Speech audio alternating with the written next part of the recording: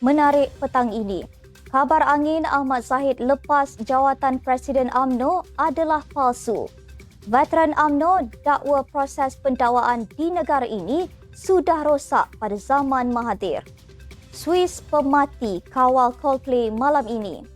Rafizi maklum Perdana Menteri individu paling layak jadi Menteri Keuangan. PDRM terima laporan 19 buah sekolah diancam bom.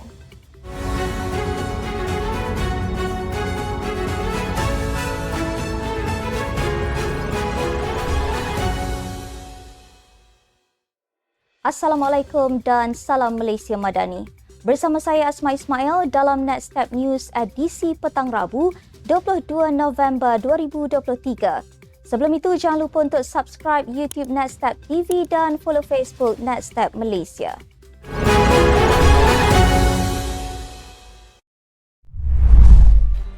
Berita sepenuhnya. Khabar angin mengatakan Datuk Seri Dr. Ahmad Zahid Hamidi akan melepaskan jawatan sebagai Presiden UMNO kepada bekas Naib Presiden UMNO, Datuk Seri Hishamuddin Tun Hussein kerana masalah kesihatan adalah tidak benar. Ahli Majlis Tertinggi UMNO, Datuk Lokman Nur Adam berkata, tidak pernah timbul soal Ahmad Zahid akan meletakkan jawatan dan timbalan Perdana Menteri itu pada bila-bila masa akan kembali bertugas seperti biasa selepas menjalani pembedahan. Lokman juga mempersoalkan dakwaan penulis blog Raja Petra yang mengatakan Hishamuddin akan menjadi pemangku Presiden UMNO. Terdahulu, Raja Petra menerusi ciapan akaun X mendakwa Ahmad Zahid akan meletakkan jawatan kerana masalah kesihatan dan akan menyerahkan jawatan pemangku Presiden kepada Hishamuddin. Sebelum ini, anak Ahmad Zahid, Datuk Nurul Hidayah memaklumkan keadaan kesihatan timbalan Perdana Menteri baik selepas selesai menjalani satu prosedur pembedahan pada minggu lalu. Dalam pada itu, beliau menasihatkan masyarakat supaya tidak berkongsi berita yang tidak sahih.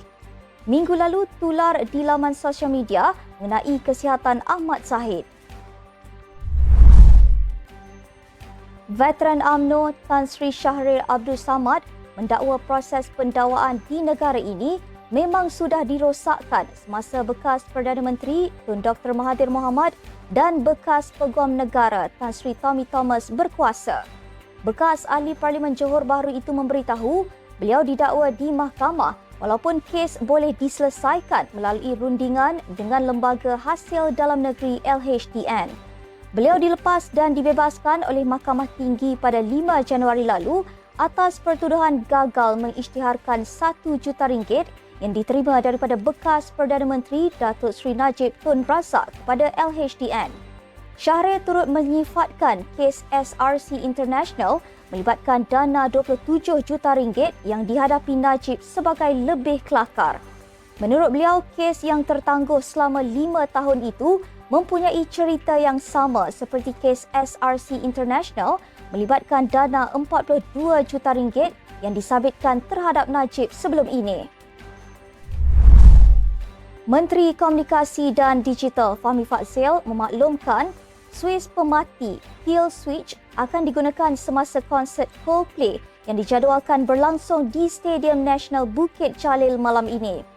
Katanya perkara itu telah dibincangkan bersama agensi permohonan penggambaran filem asing dan persembahan artis luar negara Puspal serta penganjur konsert itu. Swiss pemati berfungsi untuk menghentikan secara tiba-tiba sesuatu penganjuran konsert yang melanggar garis panduan ditetapkan.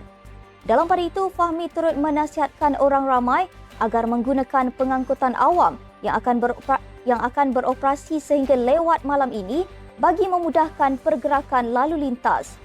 Sebelum ini, beberapa pihak menggesa konsert itu dibatalkan bagi menghormati situasi semasa di Gaza, Palestin selain bimbang insiden tidak senonoh yang dilakukan kumpulan pop rock dikenali sebagai The 1975 pada Julai lalu mungkin berulang.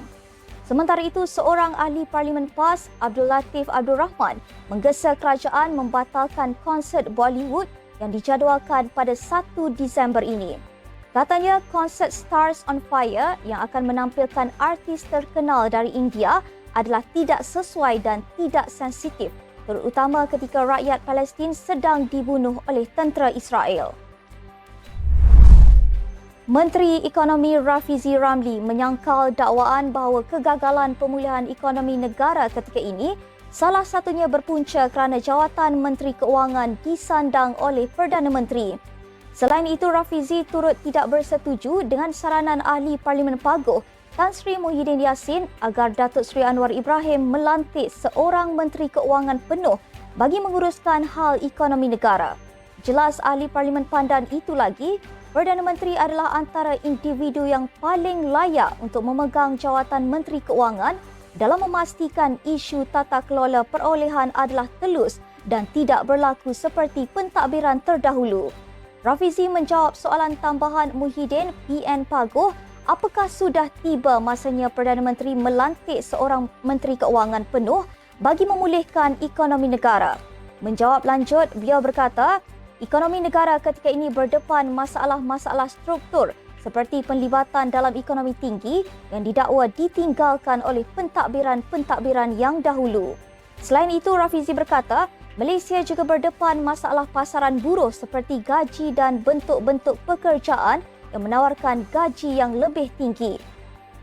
Justru beliau berpandangan tugas untuk merungkai dan memulihkan ekonomi bukan hanya terletak di bahu Menteri Keuangan semata-mata.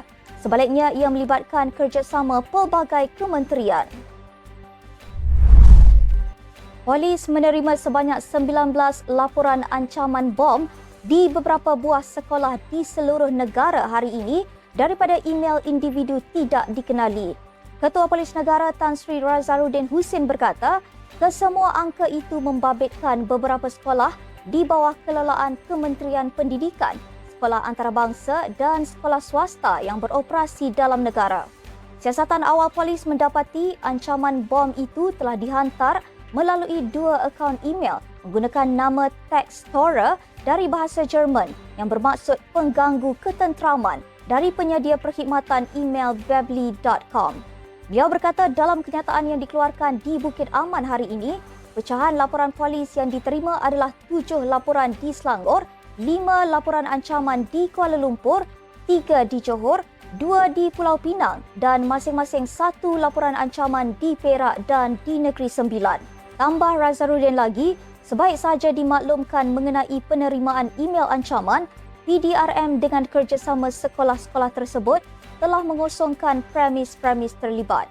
Bagi menjamin keselamatan, pengasingan pelajar ke lokasi selamat turut dijalankan dengan segera oleh pihak sekolah dengan bantuan Jabatan Bomba dan Penyelamat Malaysia ke lokasi-lokasi berkumpul seperti mana ditetapkan di sekolah masing-masing sebelum pelajar dibenarkan beredar pulang. Sekian saja untuk edisi petang ini. Ikuti perkembangan semasa isu-isu panas politik Malaysia setiap hari hanya di Netstep News. Jangan lupa untuk follow Facebook Netstep Malaysia dan subscribe YouTube Netstep TV. Netstep Malaysia menjangkau informasi, mengorak inspirasi. Saya Asma Ismail. Assalamualaikum dan salam sejahtera.